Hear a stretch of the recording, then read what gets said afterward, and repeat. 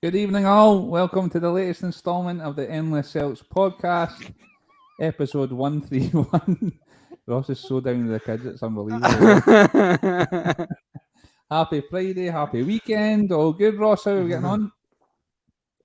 Very good, mate. Had a couple of wee drinks this afternoon on the deck with the wife, so I've got a small charge about me, but we're okay, we're good. Enjoying the weather. Can't wait for the comments to come in now. It's usually drugs and that with you, but it's there's going to be loads of you having a wee. I mean, I don't. I mean, that's all conjecture. There's a throwback. Franny, how are you doing, mate? How's your week been? Aye, all good. Just back to work and on the tools this week. This week helping it in the tools is now run on to 4 weeks, but it's good weather, so I can't grumble. I was going to say that if you've been out in that, you'll be quite happy. Aye. You back to the tools, kid? It's been a long week, mate. It's the Backstreet Boys. Bald Hoose Boys. Back for Franny, he's not quite there yet, but hiding it. Aye. Obviously, the funeral happened today of the legend husband Lion, so I'm not going to say much on it because Tony put it in his poetic way as he usually does, and I'll not do it justice. So just thoughts and prayers with the families and friends as usual. God rest you, legend. Right, let's get into it. Good start to the season so far, guys. 2 games in. Looking electric going forward. I just want to have a wee touch on some of the foreign players, some of the guys that have stood out so far this season. And Franny, obviously, Jota has been the main standout.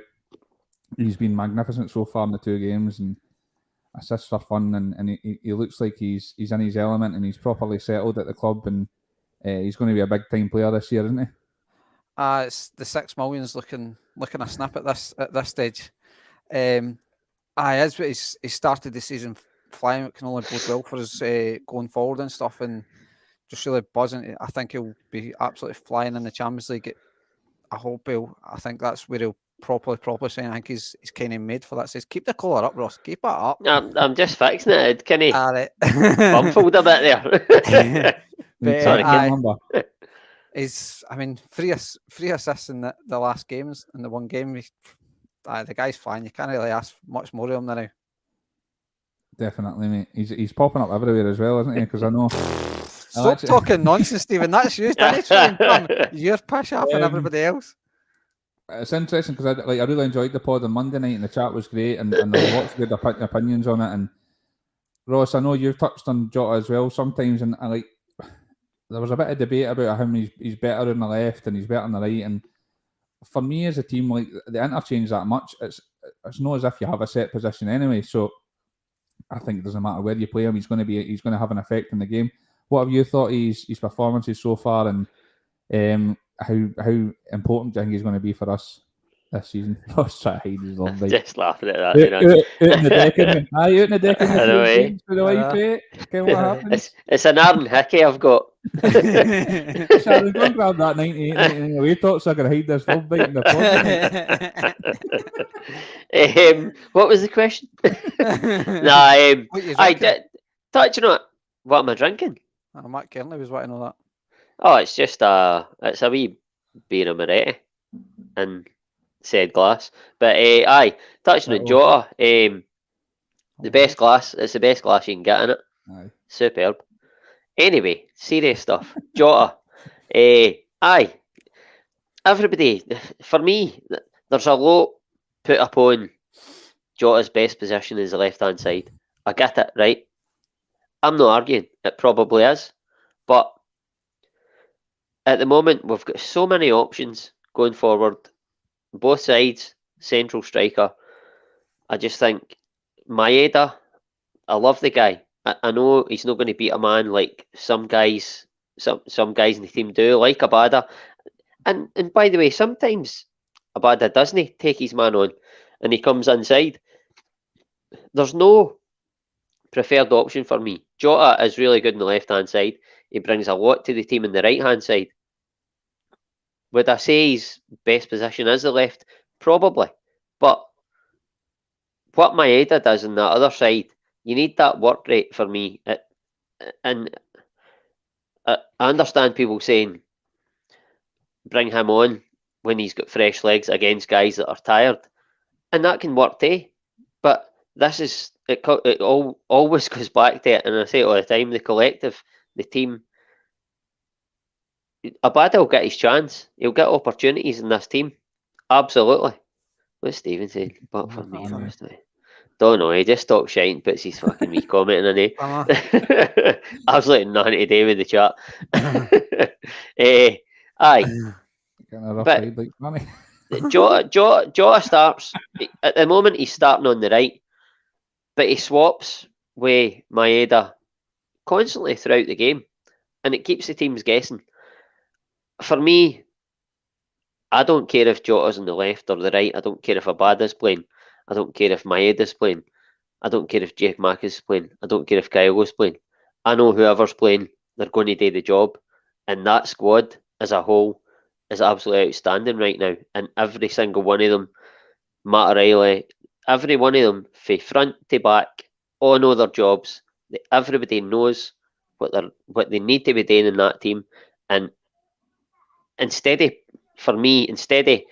saying this guy's not as good as that guy, I don't believe that's the case. I think everybody brings different things to the team, but they all bring good things to the team. And no matter who plays, the one thing that never changes is the unit and the way we play, and it's tremendous.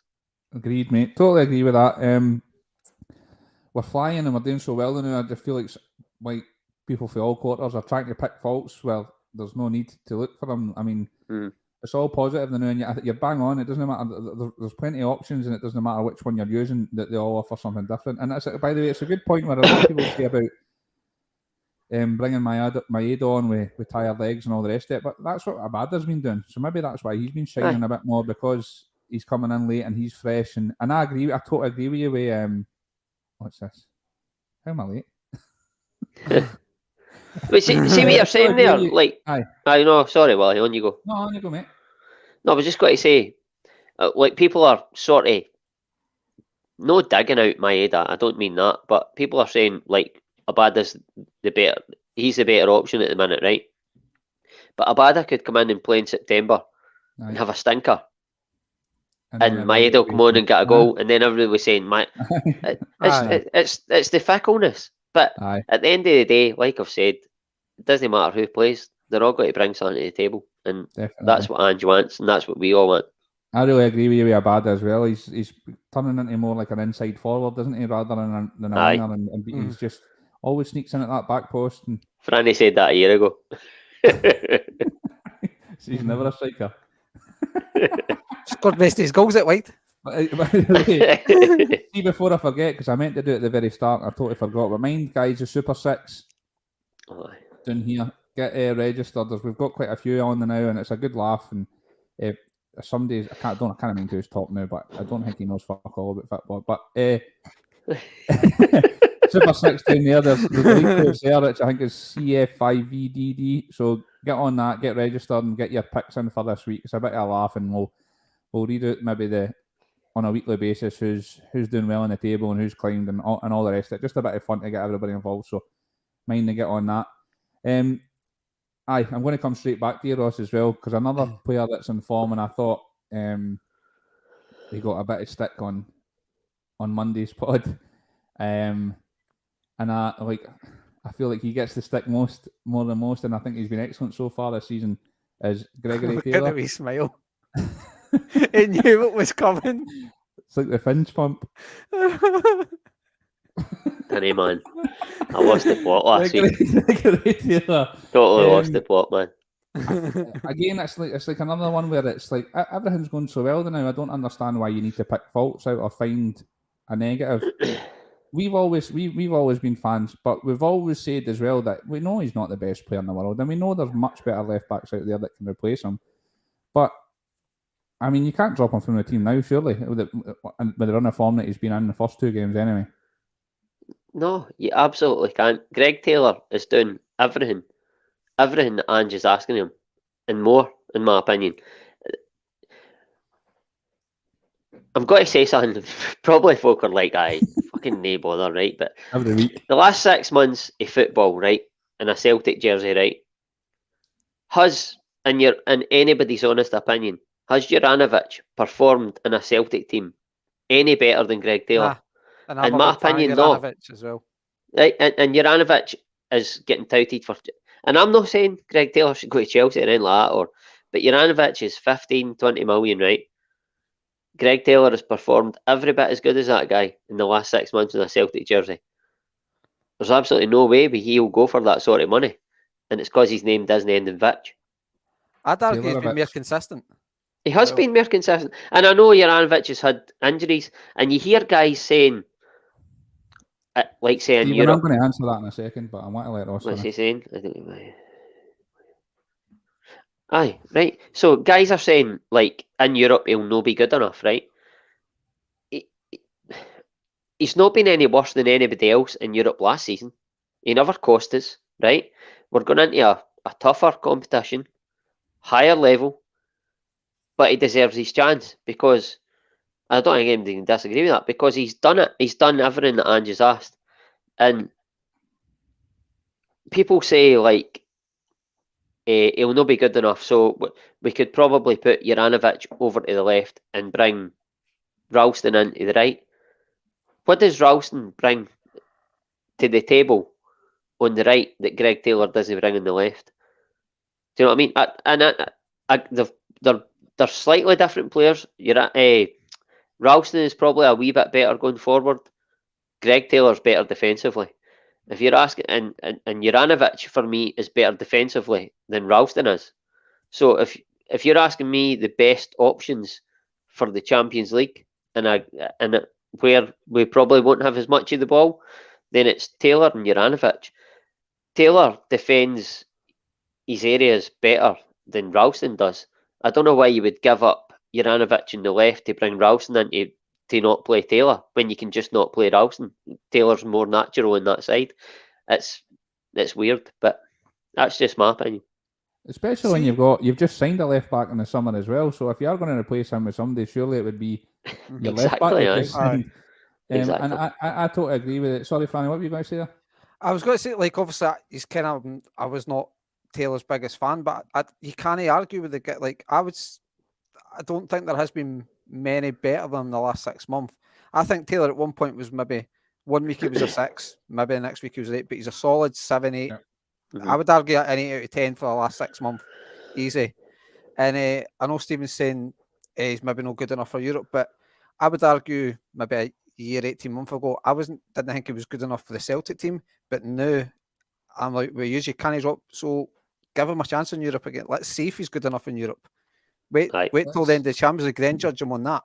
It's not just Taylor. This is what my point was going to be to Stephen is the whole team. Need to improve. They've not experienced it. So how do you know Jota's going to be good enough for the Champions League? How do you know Kyogo is? We've not seen them, and we're at Celtic at a level where we can only sign a certain standard of player. We're never going to compete with the elite. Like obviously, we want to bring back the days at Parkhead where the European nights where we're colossal at home and all the rest of that, and obviously over 90 minutes we can compete with elite teams, but we talk about there's better left backs out there than Taylor. There's better midfielders out there than Kilmarnock. There's better midfielders out there than Riley. But we don't say better.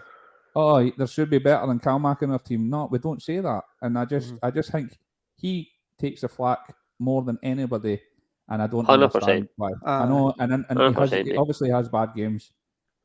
Greg Taylor's biggest. I hear you, Frank, but we don't like I just said. The majority of the team might not be Champions League class. I wouldn't say Starfield Champions League class. This is the issue I've got with that, right? Greg Taylor's biggest crime, right, is following Kieran Tierney, replacing Kieran Tierney, right? Kieran Tierney could be possibly. He was worth more than 25 million when he left Celtic, in my opinion, right? He could possibly be a £50 million left back in the coming weeks if the rumours are to be true. Celtic, to replace Kieran Tierney, cannot spend £50 million, which they would have to replace him, like for like. It just doesn't happen. No. Taylor has had time in that Celtic team, and he's grown, and he's got better. That's all you can ask, in my opinion. I think he's got 100 times better. And like I'd said that a few times last season as well when folk were having a pop shot. If you're going at watching the game with attitude that you're against Taylor, one stray pass, one mistake, you're on him. It's almost you'll forget about all the good that he does. That's exactly it, mate. And it's been bang on, mate. Aye. It's not just happened with Taylor. It's No. Yeah, exactly, Mark. That's what I'm saying, mate. Bang on, Mark. Is there any? No. Like I said, we always that narrative that there's better left backs out there. That, like I say, there's better midfielders out there than Kilmarnock, but when nobody There's always better. Says he's good enough for the Champions League. We don't need to find negatives. It's all positive. We're flying at the moment. Let's just get on the Ange train and just enjoy it. But move on for Taylor now. Is there anybody? They're the two main ones that have kind of caught my eye so far this season. And like Abada's looked sharp when he's came on. Is there anybody else that you think that's hit the ground running so far this season? I know the whole team. It's a difficult one because there's not, even with like in the tail end of last season as well, I thought like the goals are spread. Mm-hmm. Yeah, exactly, Kevin. The goals are spread out and stuff like that as well. So there's no one focus and one person it is like Kevin says there, Kevin 14, it's a team unit. But is there anybody else that stood out for you so far? I mean, possibly Jens last week stood out for me. I think I maybe got a wee bit harsh on Starfelt with how uncomfortable Starfelt looks on the ball. But again, Starfelt is a defender. We can't really argue with him. But Jens looks like that player like we can bring the ball out for defence. He's got that presence at the back and, as we've seen, from an attacking point of view. So he's kind of impressed me. Hatate and pre-season stuff, Hatate looked flying, and obviously Kyle getting his goal early doors as well in the league. That's a positive as well to get flying. So, Stephen. But I would say of the new boys, Jens is the one that's kind of got me a wee bit excited. The big man's got me excited. He just looks a proper. It just looks like you have said, it's Julian with the right attitude. It seems. Definitely, it looks like a big strength, pace, ball playing. Hold on, I read this. I totally agree, Jed. That's exactly what I was saying. 100%. And it's always been well. I mean, barring like Larson's and stuff, is there anybody that you think we could play for the elite in the last 20, 30 years? It's very, very slim pickings. You could count in one hand anyway, so it's always been the case. But Ross, what about you? Is there anybody else that stood out, or do you just think we've looked excellent as a unit? And it's like you said, it's not about any one person. It's as a collective. Well, you're right. It's not about any one person. As a collective, Angel drive that in all the time. But if we're on a podcast picking out people who we like, then for me, I agree with Franny. I've only seen him Norwich and then the game on Saturday. But for me, Jens looks the real deal. He looks a player, and it's telling that rumoured that he was wanted last year for whatever reason we couldn't get him. I just think it's maybe a bit premature. I think that he's more suited to the way Ange wants to play than Starfelt, and it's no slant Starfelt. He was outstanding for his last season.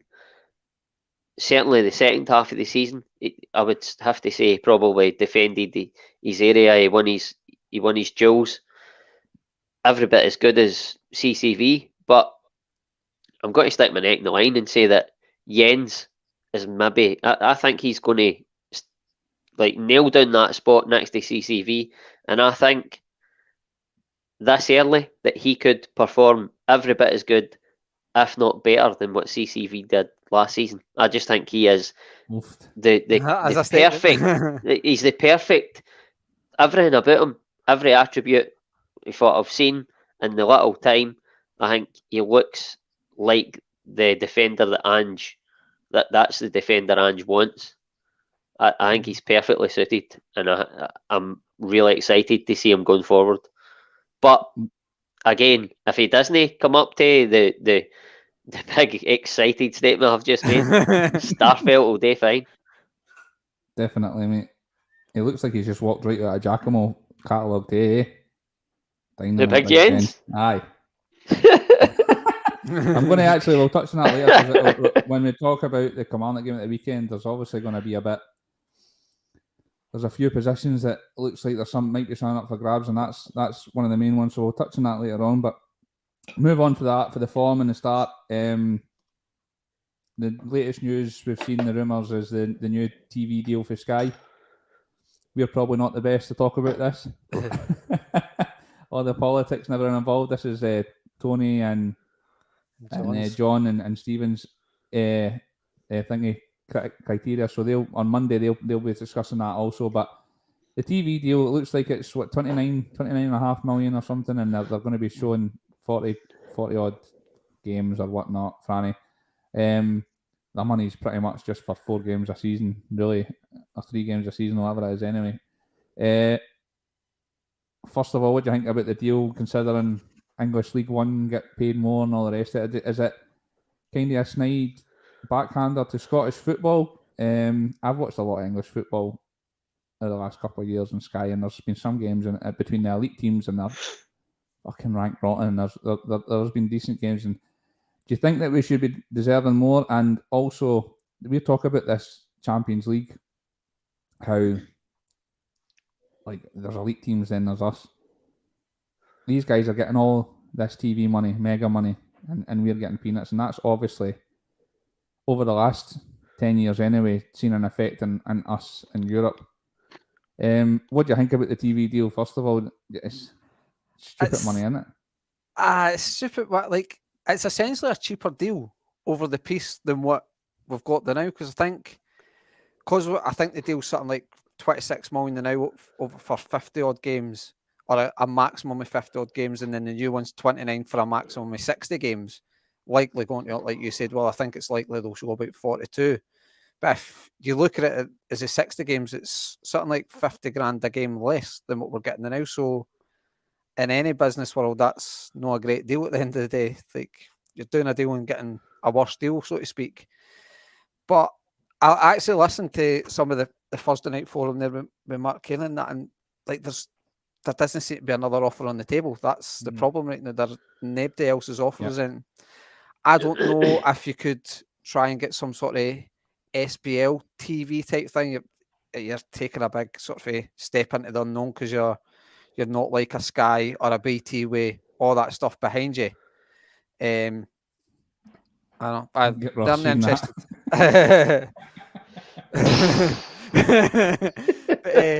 But, so I don't know if there's any way you could do an SPL TV where you pay a subscription. Even like I was thinking about this like yesterday, like the figures. I think it's $7.99 if I remember right. You would only need like 70% of the Scottish population to take that up to equal the deal we've got there now per year. That's just per year. You never worked that out yourself. That, mate, it's simple maths, kid. It's simple maths. No, for Hold on, I go and grab the abacus. So, and you're not, I appreciate obviously free, like with the population that includes multiple households like myself that's got a 5-a-side team and that in the house and things like that. So you're talking one per household.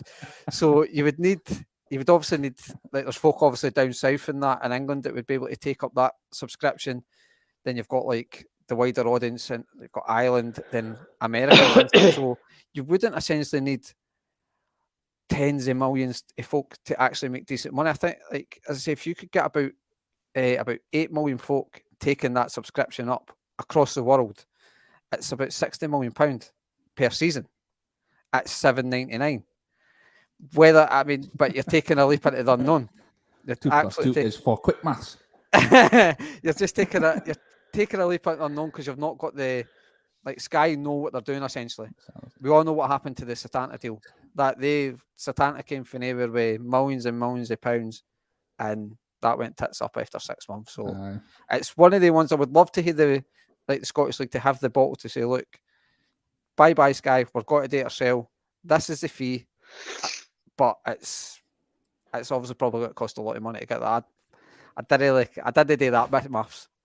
Fanny's wanting, he needs it so he can subscribe so that he doesn't add to the 5-a-side team, eh? Just so he can watch something on the telly. Telly's over the house. Ross, like my first thought straight away was, can you imagine if Celtic and the Rangers weren't in that league, what they would be offering then? If anything, to show any games, it's madness to even think about it. But I know you're the same as me. We just like to talk about the football and know so much about the politics side. But what's your thoughts on the whole TV deal? And well, what you said there, like if Celtic and Rangers weren't there, they probably wouldn't even offer them a deal. Let's be honest, and that's no slant on their teams, but all the football at all. I dare say, saying that though, you have to give them respect. If Celtic and Rangers weren't there, then they would be at the top of the league. Maybe their stature would grow, but again, if Celtic and Rangers didn't exist, sort of thing. Do you think it would be more competitive? Do you think it'd be like England and well, no now, but there was a point where any number of teams, there's 5 or 6 teams that could win it? No, I wouldn't say 5 or 6. I would say you would have to say Hearts would be right up there all the time, apart from the times they got relegated. But, aye, there's teams that they would be right up there, but we're going off topic a bit there, which is good because I haven't got a fucking clue about that TV deal. But what you got to say? I think at the end of the day, with the money, it's like fucking the money in England is bonkers. I mean, we were talking about the transfers, and I put in the chat about I was seeing that Nottingham Forest were going after this Morgan Gibbs White at Wolves, and I think he was on loan to Sheffield United last year, right? And it's like pretty much nobody's heard of him. I've seen it. I've seen him come through the Wolves team, but Nottingham Forest offered 25 million for him, and it got knocked back. And then they went in with a 25 million with 17 million add-ons or whatever, and that's been knocked back, right? And pretty much nobody has heard of this guy. We sold Kieran Tierney for £25 million, and that's getting knocked back for a 20-year-old that nobody's ever even heard of. And Katie's one of the best players to come through the academy in the past 20 years. It just shows you the difference between the leagues. And look where he's going, where the rumours are he's going to Man City now for 50+ million. And by the way, since he's joined Arsenal, he's been on the treatment table a bit more often than he's been on the pitch. So for him to go for that, just shows you the difference. I think if he was playing and he's came through on Everton, for example, and Arsenal bid for him, you'd have been getting 3 times that amount for the player. Right. And just the league we're in, and obviously the money we can pay out, it's just like we're lambs to the slaughter, to be fair, when it comes to that side of things. But to flip the other side of the coin is on you go, mate. I was just going to say the problem with our league is like teams in England, they get paid so much money, right, for getting into the Premier League, for staying in the Premier League, right? It's more than our entire TV deal. So, sort of losing what the fuck I'm saying here. Yeah, bang on. I think Egyptian King said it earlier. No, that's what I was going to say. Sorry. So the team they've got so much money, right, that they can hold out for what they think a player is worth. Yeah. Whereas us with Kieran Tierney, we need to get to a point then we go, we have to take that because that's a big sum of money. Whereas we were getting that amount of money, we could hold out for 30-40 million for Kieran Tierney, but we can't do it because they know we can't do it, so they hold us to ransom. And I don't even think they believe when they're offering the money. I think they think to themselves, he's done it in the Champions League, he's done it at the top level for a big club.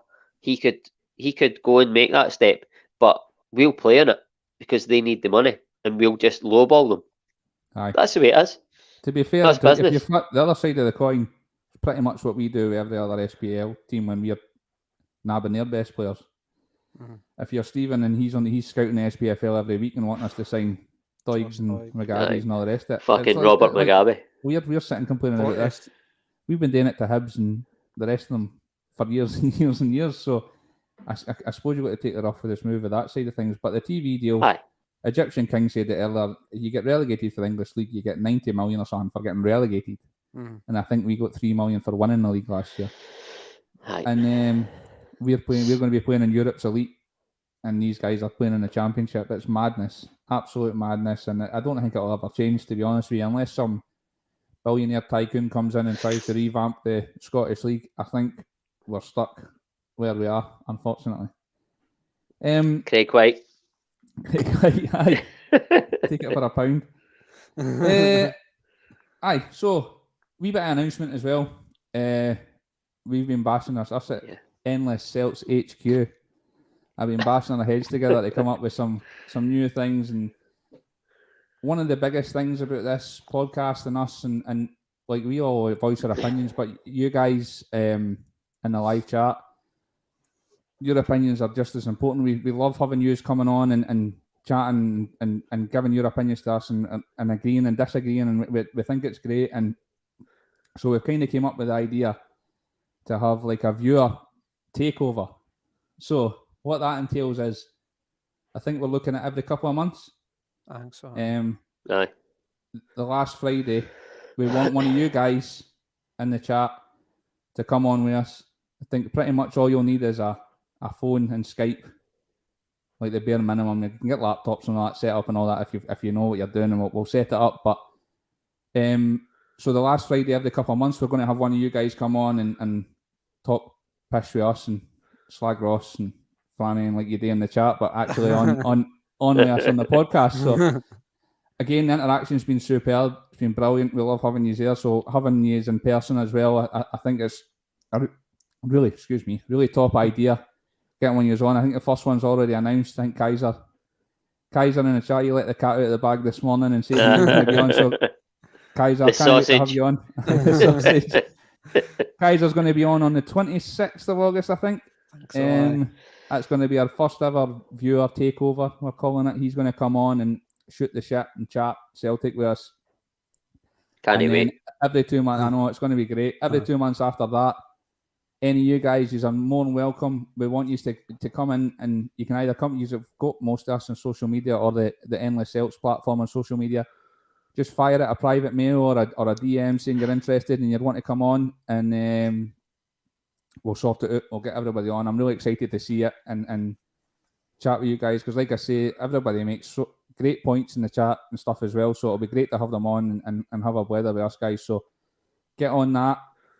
Get on Endless Celts media and private mail one of them, or private mail one of us, just anybody, and let us know you're looking to come on, and then we'll try and set it up. Like I say, Kaiser's coming on first. I'm looking forward to it. I don't actually know who he's on with, but if he's on with me, I'm going to roast him. I hope Donny Boy and Daniel Mack comes on with me. I'm going to absolutely rip him a new one. Aye, all these guys, all you are like very loyal to us, and like Stephen always says, we're kind of built a wee community here, and you guys are always in the chats and chatting away. So send us a wee PM every couple of months on a Friday, have a few beers, just like we're doing the now. And Donny Boy, you must have been a baldy too. You can join the Balthouse boys. Get on the it, Balthouse boys. Love it. Send a wee private mail, Donny, mate. We'll get you on. It'll be good. You guys, you are there every week with us, and you actually probably put more time into this than some of us do. Yeah. So to have you on, I just think it's going to be a great laugh, and I reckon it'll be really, really entertaining. So get on it, troops. Can't wait to see you all on. Next, my favourite topic, transfer rumours. So there's actually transfer news. I don't know if you've seen, we signed a keeper, Josh Clark from Glenavon. Stephen. By the way, we forget there used to be t-shirts made up for that, the Julian Fan Club for Stephen. Josh Clark, a keeper. It looks like another. He's going to go into development squad and come up. I think there's at least 3 keepers in front of him now anyway. So it's another signing through the door. JJ's in demand. We've been talking about Juranovic. There's rumours flying about everywhere. I've got the beer, mate. I've got the beer. The keg's on, chilled for you. Juranovic's demand. The rumours are Chelsea are looking to spend plenty of money on him. Ross, what do you think about that? Do you think it's just absolute nonsense, first of all? And do you think you can compete at that level? And also, if he did go, do you think he would be a massive loss to Celtic? Touching on what you said earlier on this evening. There's no smoke without fire. There's been a lot of rumours over the last couple of months. Do I think he'll go? No, I don't. I think he'd be daft to go. I understand. There's probably more money in offer. It's a World Cup year. There's some mad shit going on in the background of my house. I thought it was just a couple of drinks you had in the deck. The winds dropped something or smashed on. I don't know what's happened, but it's gone down in that kitchen. The ball bank's taking a pounding as well. She'll be getting a row after more anyway, that's guaranteed. But aye, Juranovic. I understand it'll be more money in offer, but it's a World Cup year. I think it'd be daft to go in a World Cup year. I think he's pretty much cemented a place as much as you can in Angie's squad or Angie's team. I think we'll certainly see Ralston play, absolutely. But I'd be surprised if he went. And for me, like I touched on earlier, I think he's a very, very good player, Juranovic. I really do. Is he at that? Go right into a top 4 English team at the moment? Kieran Tierney didn't do it. And I think Kieran Tierney is far and away a better player than Juranovic is at the moment. See, if you were offered 15 million tomorrow, would you be pushing him out the door? No. Purely because Ralston's the back of him, and that there's a big drop between him and Ralston. But and I know I've made the point that there's nothing between Taylor and Ralston, but you're not dropping for Taylor. Taylor's what we've got. And I'm sorry. I understand what you're trying to say. I've contradicted myself there a wee bit, but I know what I'm trying to say. That was my point when I was saying that. Do you think we will miss him? Because I think there's. I think Taylor's better than Ralston. I think there's Ralston or Juranovic. No, Ralston. I just think that there's certain players. I think I said it before. I've said it before plenty of times on the podcast. Whereas I think in our team now, there's a spine, and I think there's only 2 or 3 players that I think that are like nailed on, and the rest. And I'm like Kyogo. If he falls at the team, Jacob Marcus is going to come in and do just as good a job. That's why I was asking you about Juranovic, if you think we would miss him so much if he did go and if it was big money. So, Franny, I was going to ask you the same question, because for me, like, you've got Hart, probably CCV, maybe not so much now that we've strengthened a bit more at centre half, and then you've got like Calmac, and they're the only ones that are stick-on nails on for me. I think maybe O'Reilly. Other than that, I think if you take somebody at the team and replace them with somebody else, it's not a massive drop off like Ross is saying. What's your thoughts on him going? Do you think he would make it at Chelsea? They've got Reece James there as their superstar. He's only going to go and play second fiddle to him, isn't he? And but he'll play on the left to replace Alonso because he's shite. Well, they've just got Chilwell. They've got Chilwell, and they just bought that bloody Cucurella for about 500 million as well. I know. Mental. Bonkers money. That was a thing I seen today as well. Cucurella, he's played for the Spanish under-21s. I don't even know if he's got any caps for Spain yet. He's had one decent season in England. He's gone for 60-odd million. Juranovic is an established international player. Had a good season at Celtic, and they're only talking like money. I know, and like 10, 15, 20 million is a lot of money to talk for us. Mm-hmm. But when people point that out and compare it to that, you're sitting sometimes thinking, wait a fucking minute here. The money in England's stupid. But Franny, do you think he can one break into the team? You think we'd miss him? And again, if we were offered 15, 20 million tomorrow, would you be pushing him out the door, Harry Redknapp style? I'm not sure. But who was that? Benjani, I think it was. He's putting him on the plane. Like, no, you're fucking gone. And then they go I go to Man City. I'm happy at Portsmouth. Listen, you're fucking gone. See ya. It's a weird, because like I'm a big admirer of Juranovic, and Mark Kearney's got him. It's a wee bit the exotic name a wee bit as well. I like him. I agree with you, but there's not a massive drop off when you go to Ralston. I mean, Juranovic for me is a better player, but Ralston has performed really well. 15, 20 million, I think. I wouldn't say I wouldn't personally be pushing it out the door, but I think he would get sold for that kind of money. Ross makes a great point about the World Cup, and that would be a risky move coming up to the World Cup and stuff. But I think it would be a massive miss in the sense that we've only got a few weeks left of the transfer window. We know what we're getting with Juranovic. That's a great point, mate. I say I'm with you, William, in the sense that it's not one of the ones that are necessarily nailed on, but because we'd only have Juranovic after that, Ralston after that, and then you're maybe panicking about to get a right back after that. It's one that's where I would think it would be a massive loss than actually the player, so to speak, leaving. It's just the time you've got to try and replace that guy. And then if you're selling them for the 15-20 million that's maybe reported, teams will know you're desperate for a right back and they maybe want a wee bit extra cash for it as well. So I think that's where I would think it's a massive loss, with just the time to actually replace him. So I don't think he'll leave. I hope he doesn't. But it's a weird one. It's 15-20 million. It's like say it's hard to turn that down for a guy. A guy that you bought for, what was it, about 2 million? 2 million last season. Aye. See, to be fair, if Juranovic does leave, it's no bother. We'll just put Greg Taylor over to the right. Is that not the logical thing? Just play a guy out of position, it'll be fine.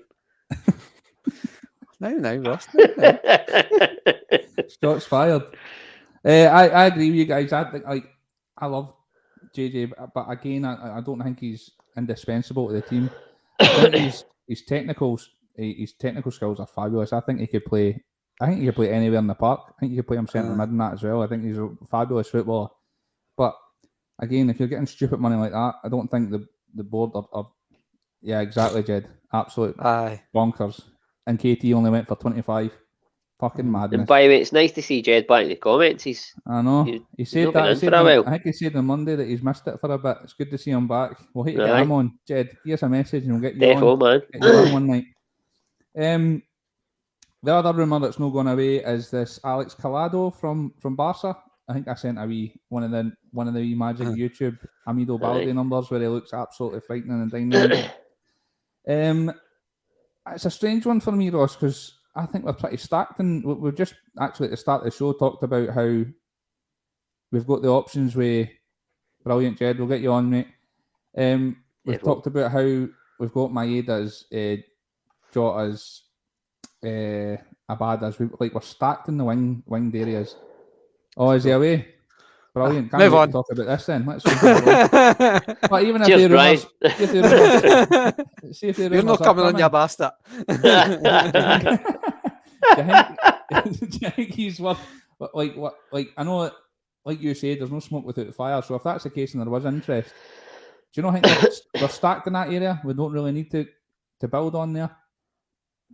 I think it's evident we are stacked, but I mean, I feel like a bit of a fucking tosser talking about this now if he's away to this team. But I mean, you look at that guy's reels. He looked the part. He looked like a Jota type.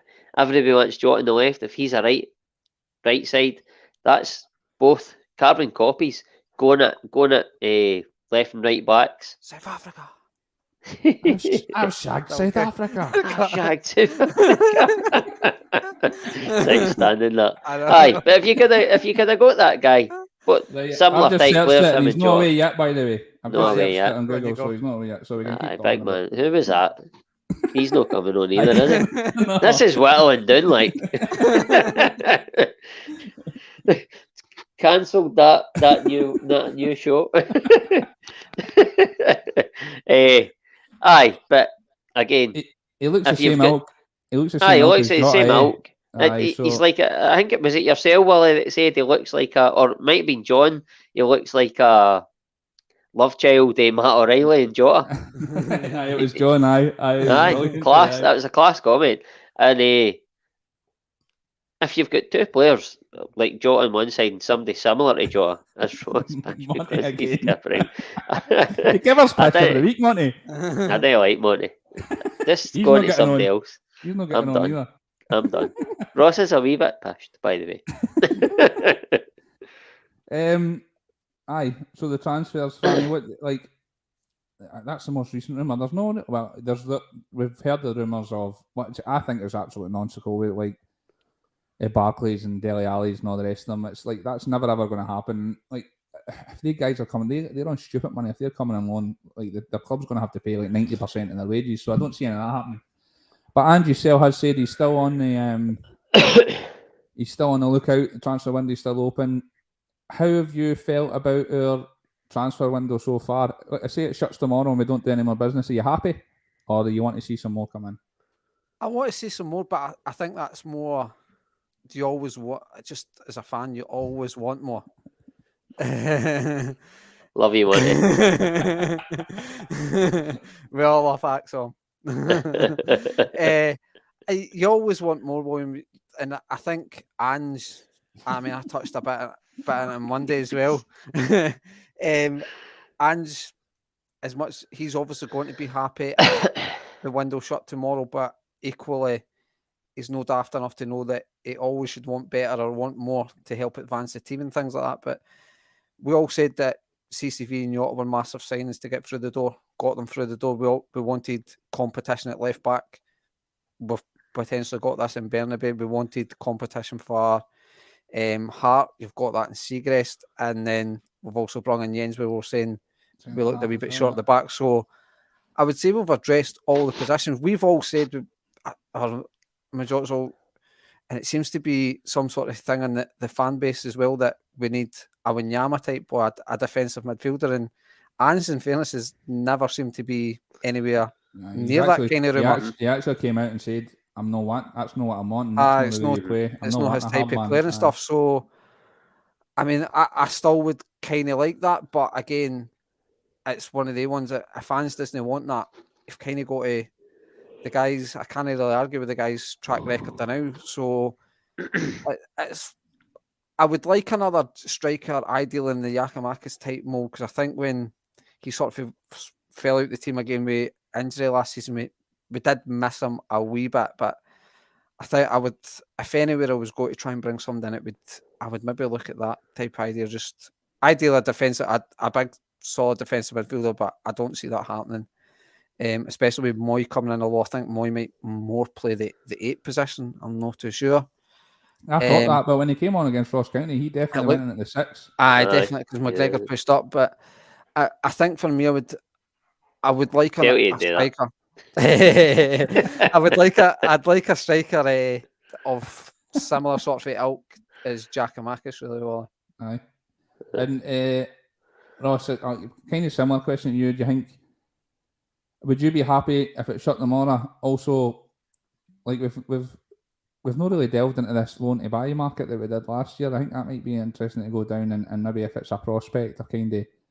But are you the same ilk as Franny? Do you think we're needing?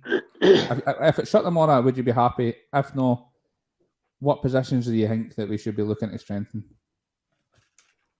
If it shut tomorrow, I'd be content.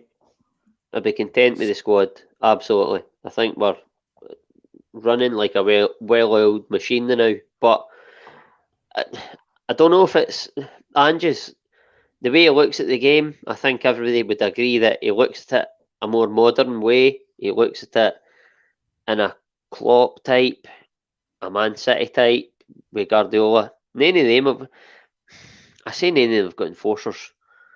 Man City have ran with Fernandinho for God knows how long. But you look at their midfield right now, I wouldn't say there's an enforcer in it. They're creative players. They've got that big Rodri, but he's fucking gets forward and scores goals and all sorts as well. So but he is a big guy. He can probably do that job. I think you need.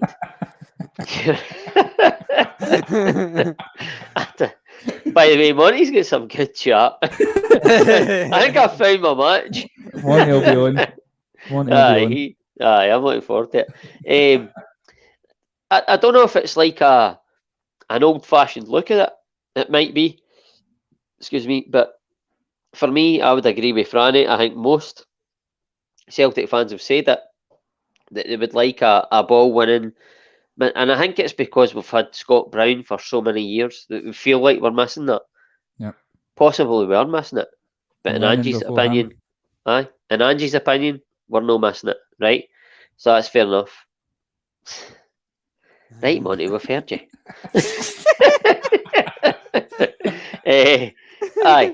in Angie's opinion, we're no missing it. Again, I agree with Franny. I would like to see us. It's a difficult one. You want to see us bringing a striker, right? He's going to have to be better than a Yeti, which wouldn't be bloody hard. What's going on? Ross, I don't know what happens, but every week you get fucking absolute. I know. I think they know I can take it quite a lot, you know. I want to say as well here, because when we were at that Bhoys night out, everybody said they thought Ross was taller than me. I don't know if it's the way the camera's angled, but he's not. How am I not? That's an interesting Call me the giraffe kid. It's an interesting one way. Is that why you got the collar up to hide the neck? That's a big collar. It's an interesting one with Moy, and I know I might be jumping the gun because it's only 2 games in, but it seems like he's just come in to kind of replace McCarthy, and he's the guy that comes on with 15, 20 minutes to go and kind of steadies the ship. Do you think that's what he's going to do this year, Ross, or do you think he's going to be playing a lot more football than we're first anticipating? Is it maybe he's just like I say, we're only 2 games in, so he's maybe not up to speed and all that as well, but what do you think on Moy?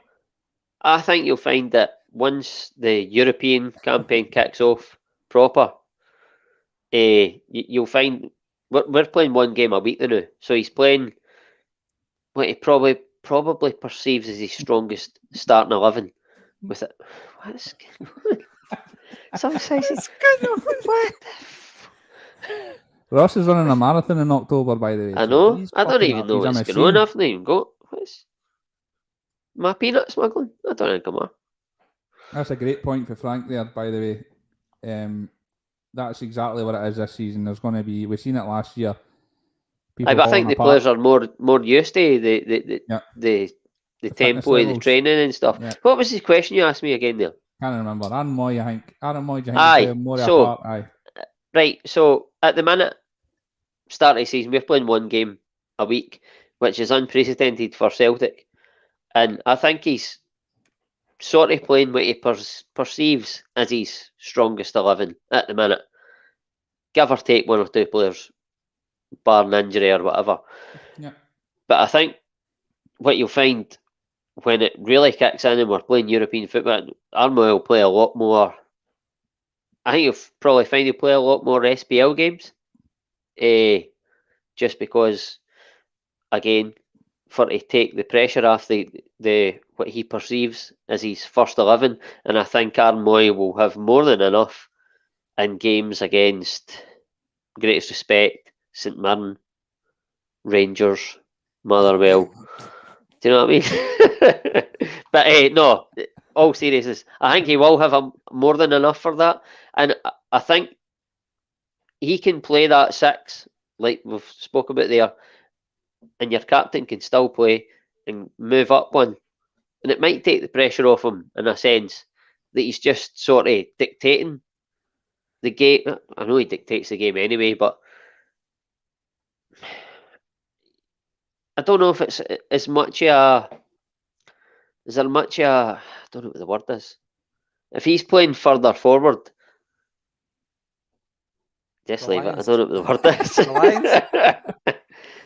Yeah. How we doing, Emma? It's nice to see you. Aye, that's the word, aye. Because no, just go for it, Willie. I was going to change the subject, so I want you to finish what you were saying.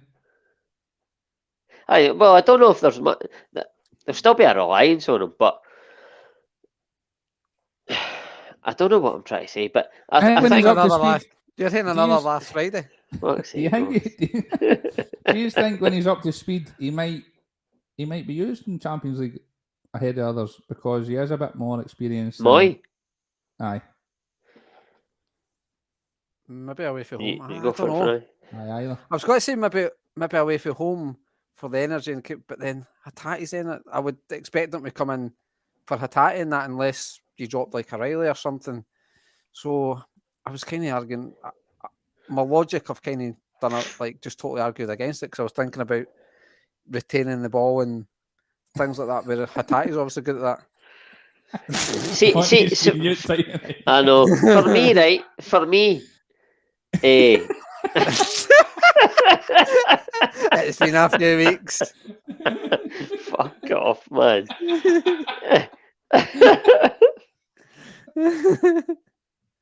I'm just gonna leave it. Just leave it. I don't think. No, go for it, boy. We've got to move on then. Go for it. See, Franny, here's one, Franny, right? By the way, Egyptian Kings are talking about getting 2 loans for the City group or something toward the end. Maybe not so much the City group, but I think that's what we're going to do the last few weeks. I think maybe just a couple of loans, and then that'll be us. I'm pretty happy with what we've done so far, but we can always be better. Here's exactly. Blank's telling you. We talked about a striker, Franny. Do you think that, bearing in mind that if we did have a third striker, they're not going to see much football because we play with one and it's either going to be Kyogo or Giacomakis. Do you think seeing the little that you see... That was what I forgot about earlier when I was in the middle of saying it. Sorry. Do you think that like say Kenny or Vata could be the player to fill that void on the occasion that we're needing them? Or do you think they're still a wee bit away yet? Certainly Vata I think is maybe a wee bit away. I think that's just purely down to his, what is his, like 16-year-old or something. And then Kenny, I think he started all right in pre-season, but then just fell away. He's just Monty's coming on, by the way. Monty's coming on. He's just in there. He at him. I need him. That team we played they were a pub team pretty much. Yeah. But I thought Kenny looked sharp, and he looks like he can finish. I mean, I never seen that game, but the reports he was good. I don't know. I'd like to think he can do a bit, because obviously he had a great goal scoring record over in Ireland. I think the boy Vat, it's maybe just a wee bit too early for him just at 16-year-old, but just you never know. We don't seem to really give youth at that age a proper chance. So I would expect maybe to go for somebody a wee bit more experienced if we are going to bring in that position. But certainly, I mean, gone by the keeper we've actually signed, he said that he likes playing up front and stuff, so might just chuck him up there. I'm sure there's a striker in the SPFL that Stephen's scouting for us anyway, for third choice. Right, Ross, the floor's yours. What was it you were going to say that you remember? It was just going to talk about the Aberdeen game and that. I just remembered what I was going to say about the Aberdeen game. No, it was whatever Wally had said, but I forgot what that was now. Right, as usual. By the way, every time I host, I end up with used to, by the way, and we end up fucking running on for about 2 hours. So, well, probably because I forget. The last part on the transfer rumours or transfer news is, and it's no Celtic related, but we've seen Leigh Griffiths has gone to a third tier pub team in Australia. I mean, what a fall for grace the guy was, what a talent he was in the Dahlia era, especially the goals he scored was unreal. I mean, what's your thoughts on that, Ross? The fall has been, in the past 3 or 4 years, has just been, I've never seen anything like it before. It's quite incredible. I forgot what I'm going to say. Nah, it's absolutely incredible. Leigh Griffiths, for me, when he signed for Celtic, people, Franny, weren't wanting to have him. I remember me and you were on Facebook. What you wanted to say. touting the transfer, and everybody else was gone in Celtic saying they shouldn't be buying this boy. Shouldn't be buying him. But I think over the piece, he proved that he was an out-and-out goal scorer. And for me, in my lifetime, other than Larson, maybe Hooper, there's no been a better natural finisher for me. I loved Leigh Griffiths at his peak, his powers at Celtic. By the way, I'll take that. That's true, Jed, that's true. Aye. The peak of his powers at Celtic, that goal at Ibrox was just Leigh Griffiths all over the back. The 2 goals he scored for Scotland, and I know they were into our current keeper, and he was maybe slightly at fault. He could have done better, but at the end of the day, were great free kicks. Leigh Griffiths was a natural talent. He was a tremendous player, and he he gave probably his best years to Celtic, and I'll be forever grateful for that. Under Rodgers, he excelled. Under Ronnie Dyla, he had his best scoring season. But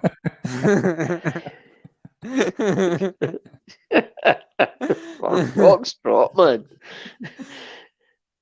I'm getting absolutely roasted again. I can't that even. wasn't you that time. Was it? No, I thought you said Mark Ross. was roasting himself.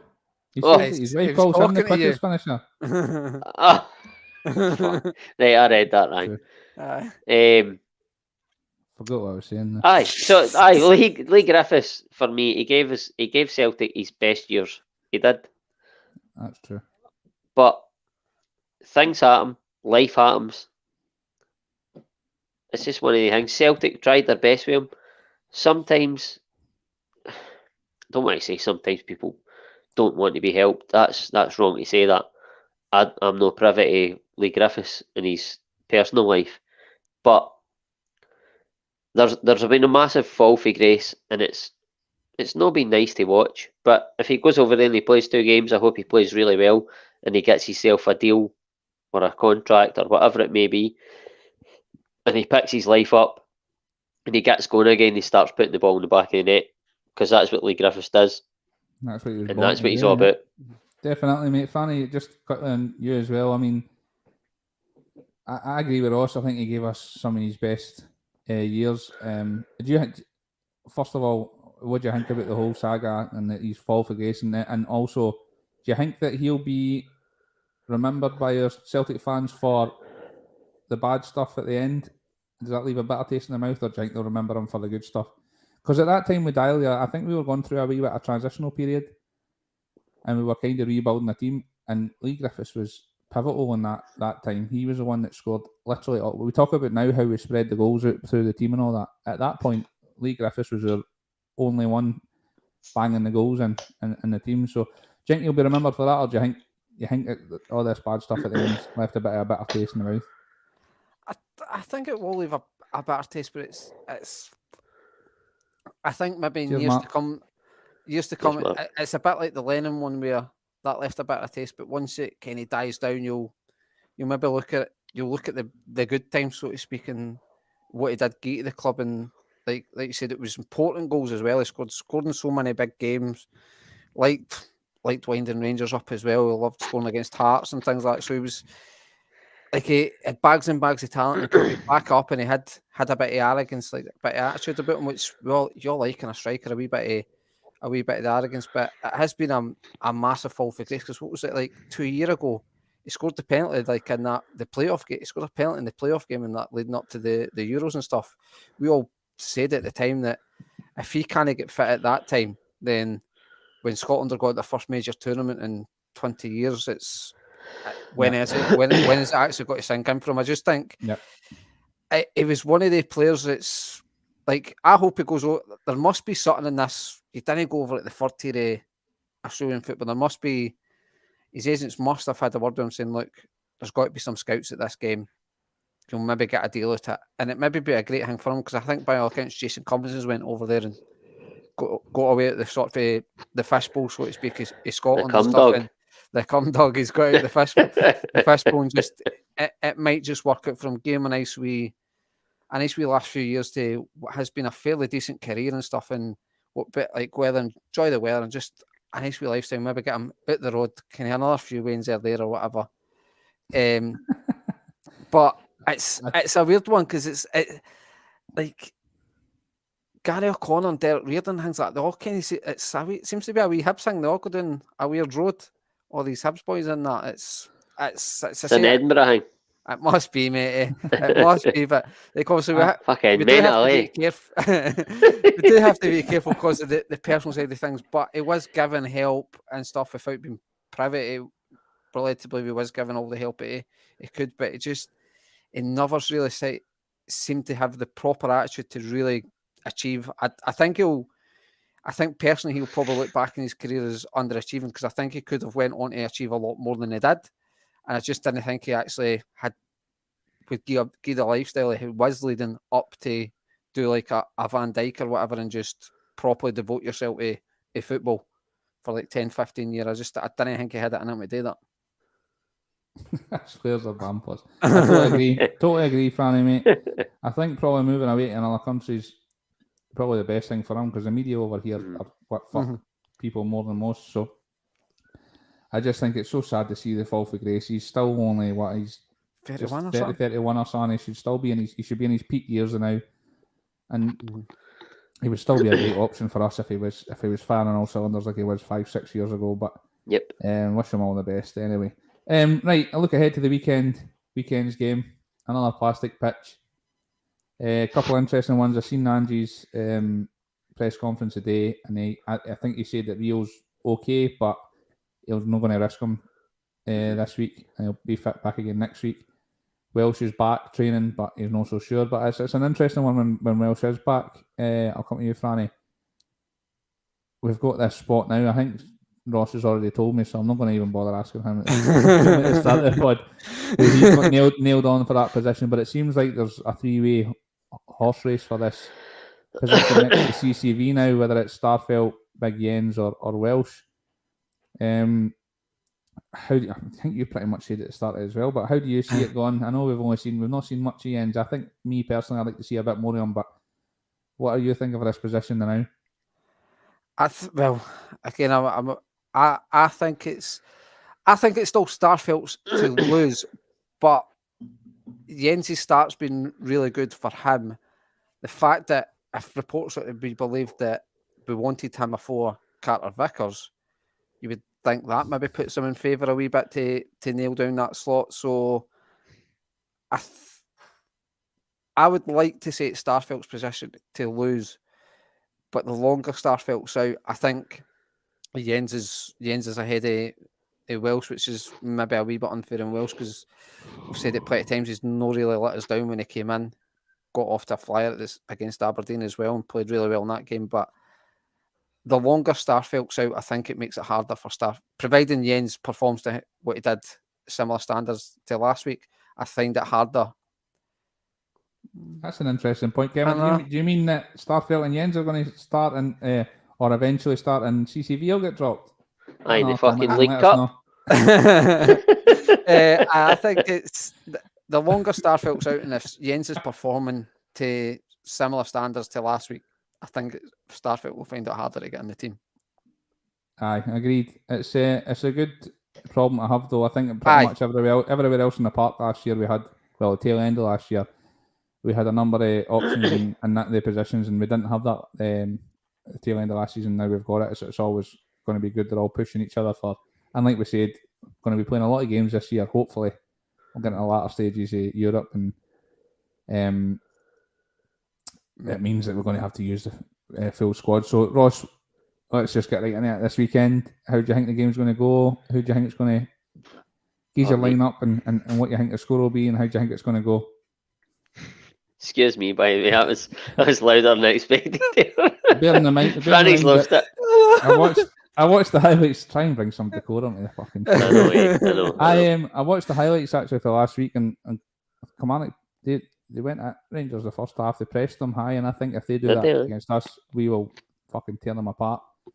I think the way to play against us is like what Ross County did, and just hope that we don't eventually break through. I think if you're pressing us, we'll just absolutely tear teams apart. So how do you think? How do you see it, and how do you think it'll go?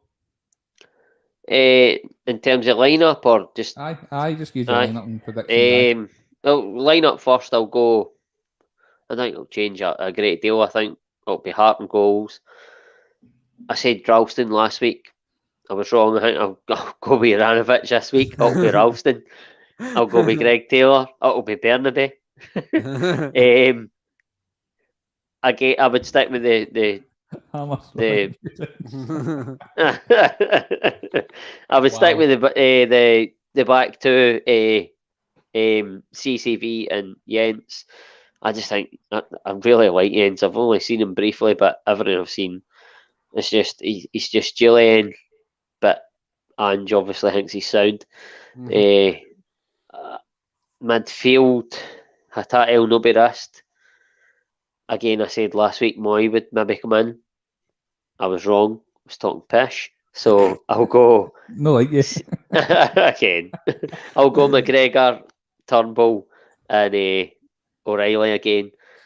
And up top,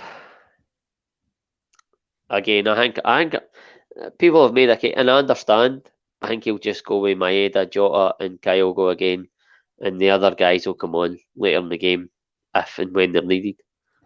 I think it makes a difference when you're getting the 5 subs, eh? Like, I think that makes Oh, a aye. massive difference to Huge. your selection. You're not thinking so much when you've got that pressure of bringing an extra 2 subs on. You can bring all these guys on anyway. But what's your score prediction, Ross? Because I think you got it right last week, did you know? I did. I said 3-1. Aye. 3-1 doesn't it happen often in this podcast? I'm gonna go 4-1 on Sunday. Bet you can get the Super 6 scores right, but I know. Oh, there he is. I just concentrate on Scottish football, kid.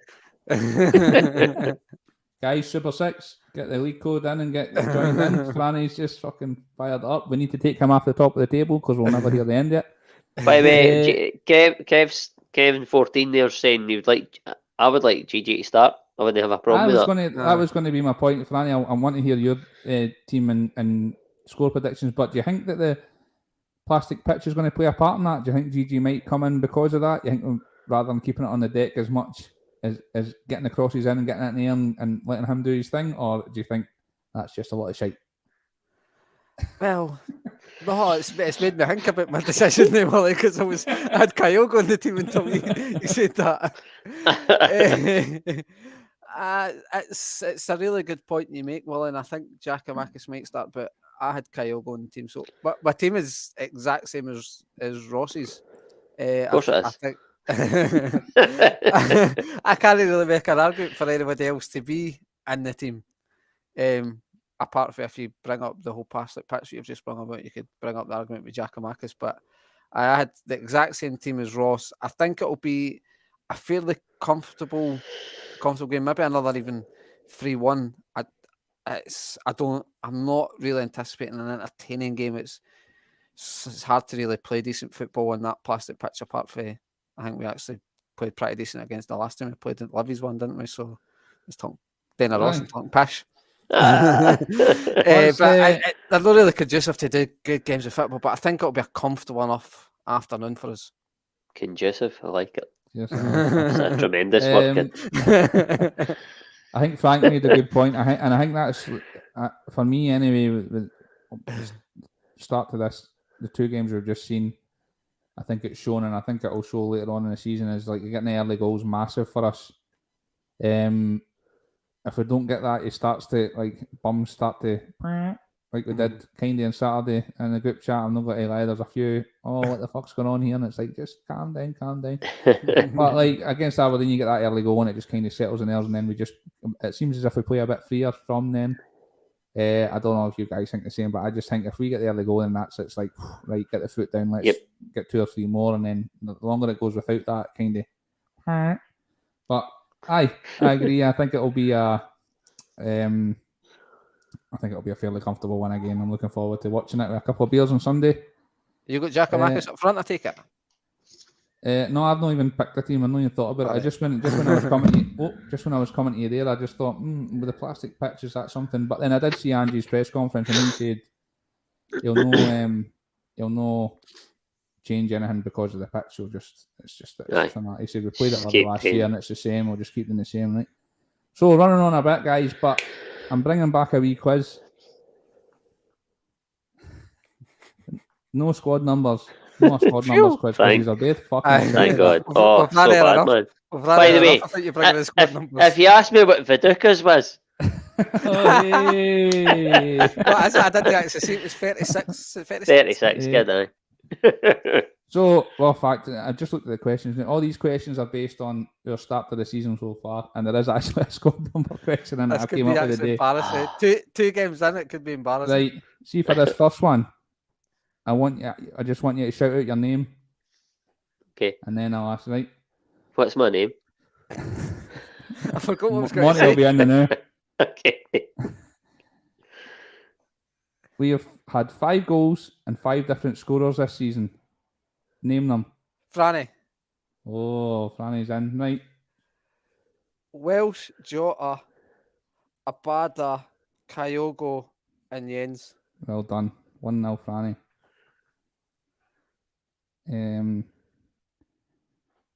You can just, in fact, just shout your name. I will just keep going and shout the name. Stephen Welsh scored their first competitive goal of the season. Who got the assist? Ross. Ah, Right, Ross. Jota. No, it was Matt O'Reilly. No. Oh. Franny. Was it Matt O'Reilly? Aye. So bad. Mate, I was Right, going Jota. okay. I was going Ah, Jota. so bad. Right, okay. This one's going to be a closest to, right? Closest to the answer. I'm going to let Franny go first because she's in the lead. I see a dick. Aye. Right, okay. What minute did Jota score his wonder strike versus Aberdeen? 73. 73. Ross, the reason I gave him this. 76. Oh, 75. So Ross takes that. Ah, I thought you would have It just can't went be- surely can't 74 be, just so that you can hang it. can't it be here, surely? Cheers, Brian, mate. 2-1. Bernabé became our first Argentine player when he signed in the summer. But what shirt number is he wearing at Celtic? Ross. Oh, that was Ross. Oh, never. Never. I'm just fucking making a number up here. I've not got a clue. I'm gonna go 37. Nope. Franny, I've actually to win it. Because Greg Taylor's number 3. This is like getting a penalty in the last minute. Don't do a Giacomakis against Levy last year. Oh, I thought I knew it, then I realised Greg Taylor's number 3. It's gone with obvious. 23. Nope. 25. Oh, We've conceded 1 goal so far this season. Who scored it? Ross. County. Aye, Is it the player? Oh, the player. Oh, fuck's sake. Oh, you're joking. You were there. It was Ross County. The big defender with the beard that spat the water out. So that's a no then, Franny. Do you know? Nah, not a clue, mate. Not a clue. Right. This is the last question, so I actually need Franny to get this right. Is it 2-1? Aye. There it is. Brian's got it. Aye, that was it. Aye. Alex Iacoviuti. I'd love to hear Stephen advise that. Fucking hell. Who unfurled the flag on the opening day of the season? Cal McGregor. Franny. I mean, that's not your name, but is it? Oh, come on. It's 2 each. No, Get me no. C. It's no. I said You're shout having your a fucking laugh. name. You ken the rules. My name's Cal McGregor. The midfield enforcer of our show, Franny. Callum McGregor. Callum McGregor, well done. mate. Fuck off, Willie, you wee dick. That's fucking bullshit, man. Yeah. What were the rules? Punch your head in if you be a dick to me. Right, that's the end of the quiz. A fucking another belting quiz for these two again. Guys, get on the Super 6. Get your predictions in for tomorrow. It'll be Tomorrow. The codes the code's there. CF5VDD. I'm pretty sure it is. Get on it. Get the app downloaded. Get your results in every week. We'll start announcing who's top of the league as soon as Franny's off the top of the league. Yeah. The biggest elephant. movers, all the rest of it. Just a wee bit of fun with everybody. And remember our big announcement, every couple of months, the last Friday, we're going to get one of you guys to come on and just slag Ross Rotten the whole episode. But wait till I'm able to reply to these. Oh, this is going to be Carnage. fun. Like I said, all you need is pretty much a phone and the bare minimum you need is pretty much a phone and Skype. We'll And a get bit you of on. Celtic knowledge because they've And a got wee in bit the of comments knowledge, aye. fucking none. Because we love all the chat you got. As much as Ross is saying, we actually love all the chat you give us. Nah, we do. I am actually buzzing to see all the guys come on. I really enjoyed going to the Bhoys tonight and meeting one or two years. It was a good laugh to sit in a pint and hopefully we can build this community and we can all go out for pints in the future and all the rest of it. And I'm looking forward to getting everybody on. So thanks again, Ross. Cheers, Franny. I enjoyed that. Thanks for Enjoyed all the hosting while I sweating. am. Loved it. Enjoyed it. Me too. I can't mind the slogan. So thanks, Trips. Hail, hail.